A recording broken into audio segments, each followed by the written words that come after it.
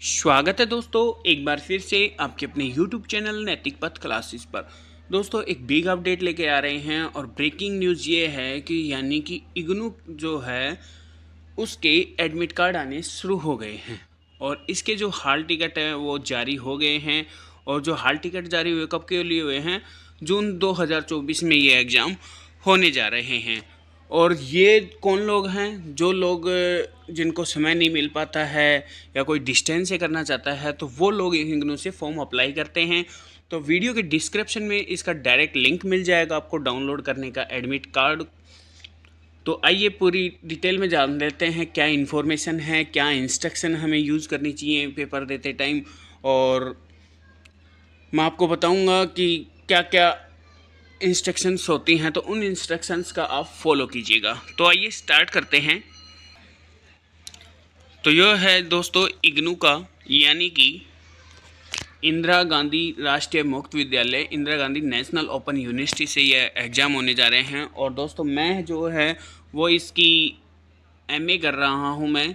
और जो ये मेरा नेम मेंशन होगा, यहाँ पे रोल नंबर मेंशन होगा आपका।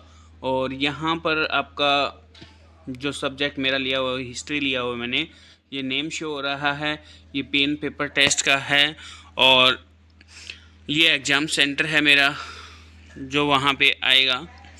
और ये एग्ज़ाम की डेट है जो एमए सेकेंड ईयर में है तो उनकी डेट है 14 जून, 24 जून, 26 जून और 2 जुलाई। टाइमिंग जो रहेगा 2 से 5 का ये टाइमिंग रहेगा। और जो इंस्ट्रक्शंस हैं वो क्या क्या फॉलो करनी है, जो मोस्ट इम्पोर्टेंट हैं, अगर आपने गलती करी तो आप पास नहीं हो पाएंगे।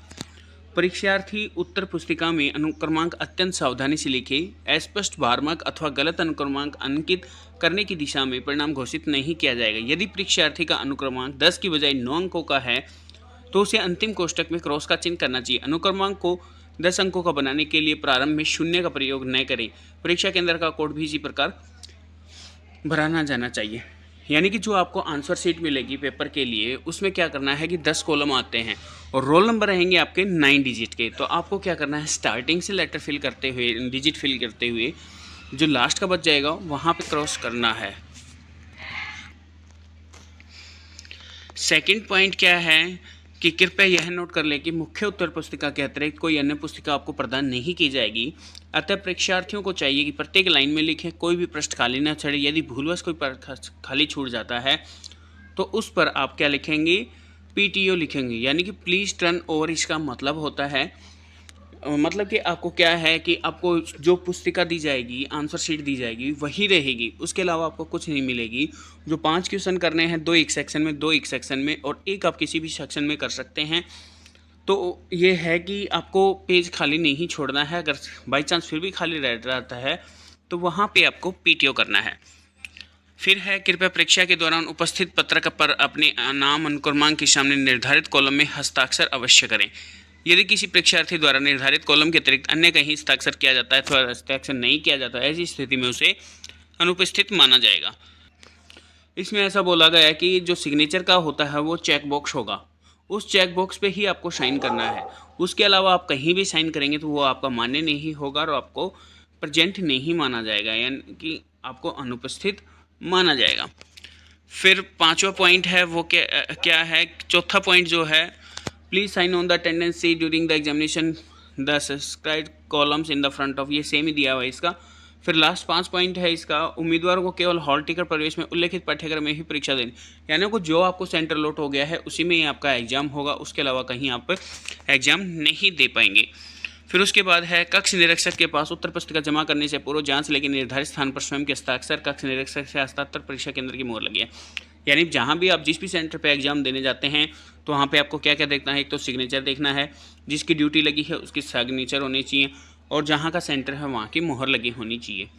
7वां पॉइंट है, परीक्षार्थी यह नोट कर ले कि उन्हें हॉल टिकट, प्रवेश टिकट पर उल्लिखित परीक्षा केंद्र के अलावा किसी अन्य परीक्षा केंद्र पर भी परीक्षा देने की अनुमति नहीं दी जाएगी। यदि कोई उम्मीदवार किन्हीं कारणों से अन्य परीक्षा केंद्र पर परीक्षा देता है तो उसका परीक्षा परिणाम घोषित नहीं किया जाएगा। यानी कहीं और दूसरी जगह पेपर देते हैं, अगर जहाँ लौट वहाँ नहीं देते हैं तो आपका जो रिजल्ट है वो नहीं आ पाएगा। 8वां पॉइंट है सामाजिक न्याय सशक्तिकरण मंत्रालय नई दिल्ली द्वारा 29 अगस्त 2018 10 अगस्त 2022 को जारी कार्यालय ज्ञापन के अनुसार श्रुति लेख प्रतिपूर्ति समय प्राप्ति की अनुमति की मांग करने वाले बेंचमार्क क्षमताग्रस्त यानी कि जो दिव्यांगजन है परीक्षार्थी श्रुति लेख प्रतिपूर्ति समय के अनुबंध हेतु समझ क्षेत्रीय केंद्र से संपर्क करें। अगर कोई डिसेबिलिटी है तो वो इनसे कांटेक्ट कर सकता है और इसमें टाइमिंग भी दिया गया है कब का है। परीक्षा के दौरान परीक्षार्थी के पास इग्नू द्वारा जारी वैध प्रमाण पत्र होना, यदि किसी के पास इग्नू द्वारा मतलब कि पहचान पत्र नहीं है तो वे परीक्षा हॉल में प्रवेश के लिए किसी भी सरकारी संस्था का जारी फोटोयुक्त वैध प्रमाण पत्र, यानी कि आप कोई भी आइडेंटिटी दिखा सकते हैं अगर आपके पास पहचान पत्र नहीं है तो संस्था का। 10वां पॉइंट है परीक्षा के अंदर मोबाइल फ़ोन या कोई इलेक्ट्रॉनिक आइटम ले जाना बिल्कुल मना है। 11वां जो पॉइंट है वो है परीक्षा में कैलकुलेटर की अनुमति नहीं होगी जब तक कि प्रश्न पेपर तो निर्देशों के माध्यम से अनुमति नहीं दी गई, यानी कि आपको कैलकुलेटर भी नहीं ले जा सकते। परीक्षा का माध्यम परीक्षार्थियों के प्रश्नों के उत्तर केवल उसी भाषा में लिखने होते हैं जिस पाठ्यक्रम संचालित किया जाता है। यदि परीक्षार्थी हिंदी माध्यम में परीक्षा देने का विकल्प भले ही उनका पंजीकरण अंग्रेजी माध्यम में क्यों ना हुआ हो, यानी कि जो आपको मीडियम है उसी में ही आपको अपनी लैंग्वेज में लिखना है। 12वां पॉइंट है किसी अन्य क्षेत्रीय भाषा में लिखे गए मूल्यांकन नहीं किया जाएगा जिसका पाठ्यक्रम का संचालन नहीं किया और ऐसे पाठ्यक्रम की परीक्षा परीक्षार्थियों को बिना सूची के रद्द की जाएगी। ऐसे मामले परीक्षार्थियों को बाद की परीक्षा में फिर सम्मिलित होना होगा, यानी कि आपको मूल्यांकन नहीं किया जाएगा अगर किसी आप दूसरी भाषा में लिखते हैं। जो ऑब्जेक्टिव टाइप क्वेश्चन होते हैं वो इन 8 कोर्स के होते हैं, आप देख सकते हैं अगर आपका किसी का बिलोंग करता है तो। फिर लास्ट है यदि पाठ्यक्रम में एक समूह के तो बैकलॉग पाठ्यक्रम विभिन्न प्रोग्रामों के पाठ्यक्रम एवं एमपी प्रोग्राम विभिन्न विषयों के पाठ्यक्रम है तो परीक्षा की तिथि और सत्र के परिवर्तन के अनुरोध पर विचार नहीं किया जाएगा। तो दोस्तों जो मेन पॉइंट थे वो मैंने आपको बताई दिए हैं, तो ये आपके मेन पॉइंट थे। अगर आप फिर भी देखना चाहते हैं तो ये मेरे टेलीग्राम चैनल नैतिक पथ क्लासेस पर मिल जाएगा और पूरा मैंने आपको समझा दिया है। और जो पेपर आपको छोड़ना है 15 मिनट बाद आपको हॉल में एंट्री नहीं करनी दी जाएगी, ये मेंशन किया हुआ है। और अगर देरी से आते हैं तो भी आपकी एंट्री नहीं होगी। और जो आपका हॉल टिकट है वो वैध मतलब कि आपको लेके जाना है, एक आईडी प्रूफ आपको लेके जाना है। दोस्तों अगर आपको ये वीडियो अच्छी लगी तो प्लीज़ चैनल को लाइक शेयर सब्सक्राइब कीजिएगा। थैंक यू दोस्तों।